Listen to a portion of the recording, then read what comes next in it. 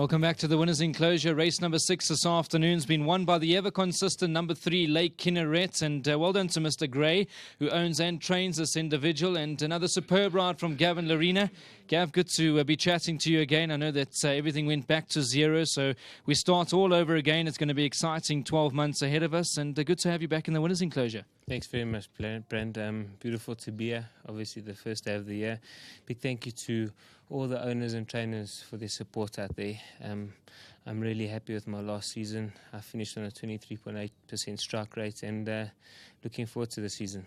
Now, horse that's very close to your heart, I'm sure, Gav, Lake Kinneret. You get on really well with him, and you certainly get the best tune out of him as well.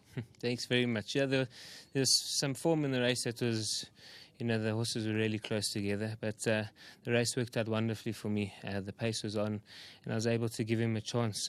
Well, great training from Mr. Gray. When I squeezed him, the question was there, and he quickened up well. Super stuff. Now, just a few more rides, Gav. I'll ask Mr. Gray about the 112 Oaks, but Al Sereno, you give him a bit of a chance. I know that he turns it on late in his races. Yeah, I've never ridden him before. He's got a nice draw today, so I'm gonna use his draw, but I'm gonna try not to be too far back. And it looks like he'll enjoy the 2000, like you say. He finishes his races off well. Good to have you back in the Winners Enclosure, Gav, mate. Go from strength to strength. Thank you very much. Well done to Gavin Larina, top jockey, very professional as well, Mr. Gray. So are you. Good to have you back. I know things have been a little bit quiet, but that's the way it goes, I guess, at the end of the day. Yeah, the last season was best forgotten as quickly as possible. But we started off today very well, which is great. Thanks to Gav and Carl. Got Carl back from Mauritius, and I'll be using him quite a bit. He's committed himself to the yard, so that's great. I just was a bit sad that Manitoba fought the way he did.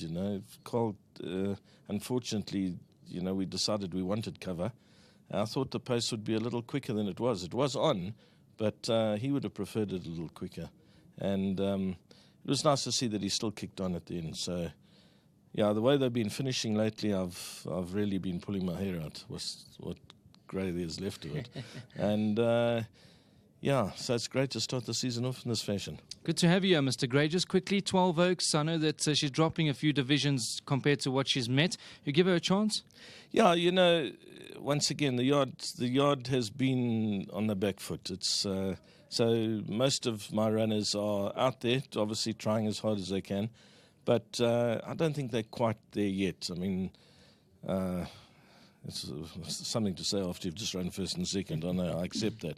But the 1450, I'm not certain yet. The reason we're going the 1450 as opposed to the 12 is because of the track conditions. They're just too quick for her 12. So let's see how she does the 1450, but don't leave the stable companion out. Yeah, no, of course, I know that things can turn. We know that sometimes we butter up the one that looks the right one, and then 9 times out of 10, the next one arrives. Simeon Moose is a tried and tested campaign over the distance. So. And Lyle Cooper likes a bit of that. 6-1 on offer. Maybe we should go each way. Yeah, well, I'm going to say nothing about that. Well done, Mr. Gray. Good to have you. Of course, the Grey Way. Good to have them back in the Winners Enclosure. Top class stuff. Lake Kinneret has got the job done, beating Manitoba into second. Of course, don't leave out the runners coming up. You heard it, Sammy Musa. You've got 12 Oaks coming up. A few nice runners still to maybe lead in for the team, St. John Grey team. So there's UK action on the go. I know that many viewers might be tuned into the Goodwood and Nottingham stuff at the moment, but try and get that local publication in hand as well. There's still many value winners to find this afternoon, leading up into what is a different weekend. Of course, Flamingo Park is where we're off to on Saturday.